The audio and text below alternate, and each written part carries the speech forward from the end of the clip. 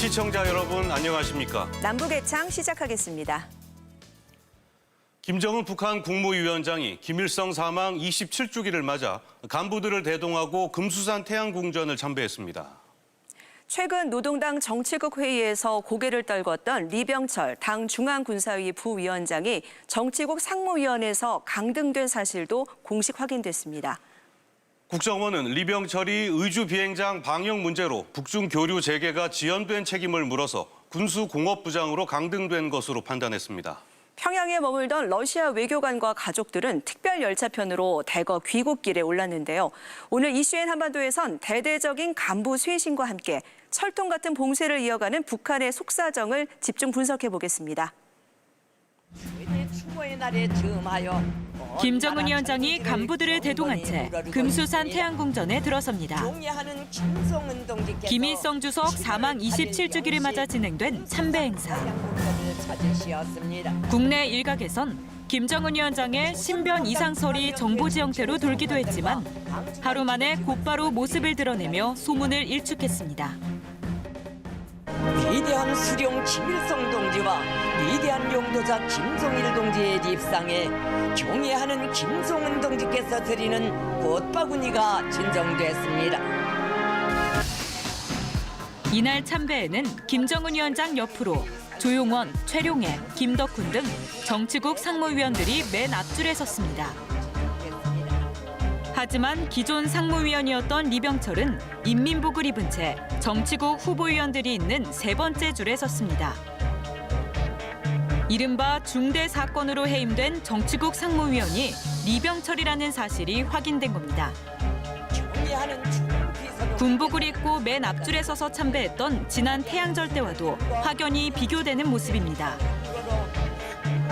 국가정보원은 리병철이 정치국 상무위원에서 탈락하고 군수공업부장으로 강등된 것으로 보인다고 국회에 보고했습니다. 핵미사일 완성의 1등 공신으로 과거 열병식에서 참가 부대들을 통솔했던 리병철. 위원장 동지, 열병식은 준비되었습니다. 김정은 위원장과 부둥켜 안거나 맞담배를 피우면서 군 최고 계급인 원수 칭호까지 받았지만 군복을 벗고 강등되는 굴욕을 당했습니다. 국정원은 리병철의 실각 배경에 대해 신의주 근처 의주 비행장 관리와 관련된 것으로 보인다고 국회에 보고했습니다. 의주 방역장은 기존 군 비행장을 전용해서 4월부터 북중 화물 운송 재개 거점으로 사용하려고 하였으나 가동이 계속 지연되어 왔다고 보고했습니다. 이에 따라 김 위원장이 군부 최고 책임자였던 리병철에게 책임을 물었다는 분석입니다. 대북 제재가 장기화되고 또 코로나 재난까지 겹쳐가지고 사실 북한 인민들의 생활이 상당히 힘든 상황인데 그로 인한 인민들의 어떤 불만 이런 것들을 좀 무마시킬 필요도 있고 또 지금 어려운 상황에 대한 책임을 일부 간부들한테 전가할 필요도 있다. 하지만 강등된 리병철이 김 위원장과 한자리에서 참배하는 모습이 확인되면서 향후 재기 가능성도 제기되고 있습니다. 최룡해 북한 최고인민회의 상임위원장도 2015년 정치국 상무위원회에서 위원으로 강등됐다가 복권된 전례가 있기 때문입니다.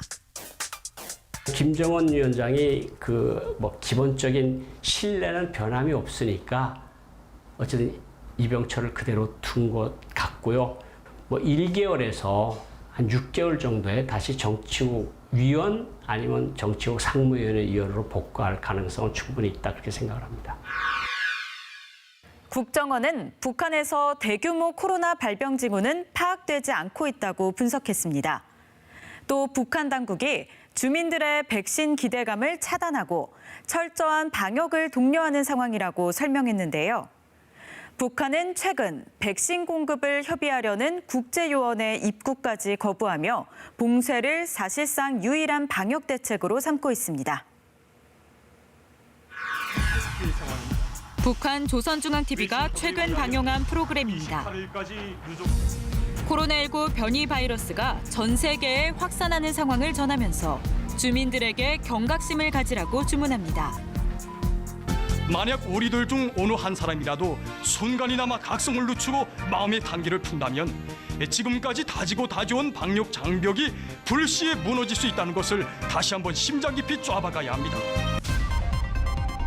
해외의 비상 제한 조치를 소개하며 국경 봉쇄의 정당성을 강조하기도 합니다.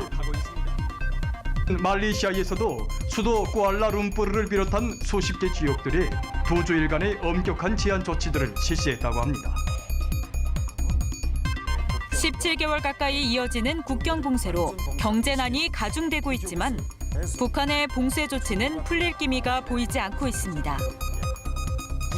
미국의 소리 방송은 최근 백신 전달을 협의하기 위한 국제요원들의 입국을 북한이 코로나19 전파 우려를 이유로 거부하고 있다고 협상에 정통한 소식통을 인용해 보도했습니다.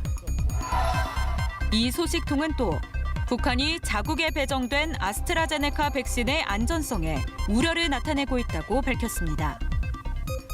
백신을 지원을 하다 보면 사전 실태 조사나 아니면은 모니터링 같은 거 이런 것들을 위해서 이제 외부에서 북한 내부로 사람이 들어가야 되는 문제가 생기는 거거든요. 그래서 이제 북한으로서는 자기들의 내부 실상을 좀 이런 민감한 때 외부에 공개하는 데 대한 그 부담이 있을 수 있어요. 세계보건기구 회원국 194개국 가운데 코로나19 백신 접종이 아직 시작되지 않은 나라는 북한을 포함해 5개국뿐. 북한 관영 매체는 코백스의 백신 199만 회분이 배정된 사실마저 보도하지 않고 있습니다. 또 지난달까지 3만 1,700여 명의 주민들을 대상으로 코로나19 진단검사를 실시했지만 확진자는 없었다고 WHO에 보고했습니다. 세계적으로 백신 공급이 안정될 때까지 북한이 봉쇄 조치를 이어갈 것이란 분석이 나오는 배경입니다.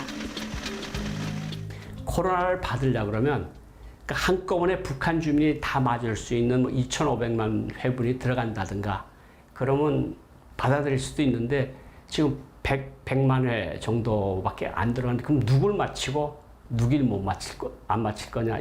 아직은 좀 더 기다려보는 게 어쩌냐 이런 태도를 가지고 있는 것 같습니다.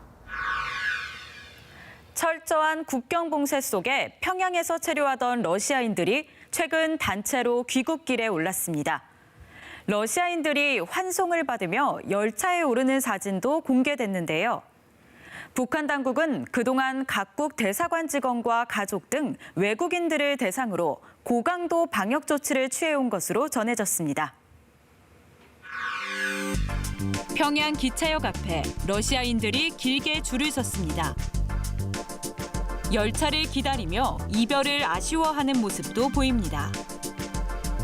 북한에서 기르던 애완견도 데리고 귀국길에 오릅니다. 지난달 29일 오전 평양역을 출발한 기차는 이틀 뒤 두만강 철교를 건너 러시아 하산역에 도착했습니다.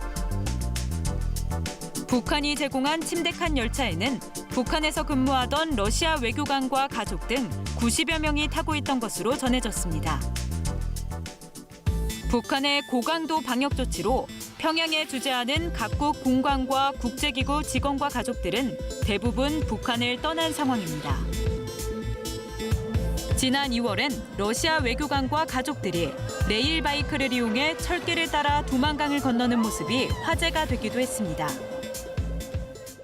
평양시 대동강구역이라고 하는데 거기 외교단 상점이라는 게 있습니다. 거기도 이제 식료품이나 채소, 북한 말로 남새, 고기, 우유 이런 데서 거의 물건이 사라졌다는 평가들이 계속해서 나오고 있고 생존이 가능한 한 식료품 공급이 원활치 않다.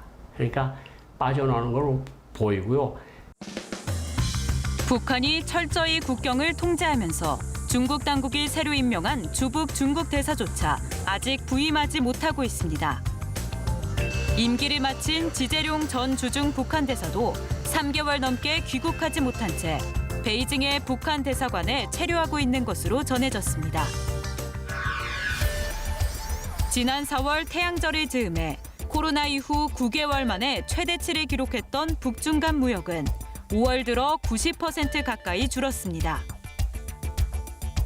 북중 우호조약 체결 60주년을 맞아 고위급 교류 가능성도 제기되지만 북중 간 무역 재개는 다소 시간이 걸릴 거란 전망이 나오고 있습니다.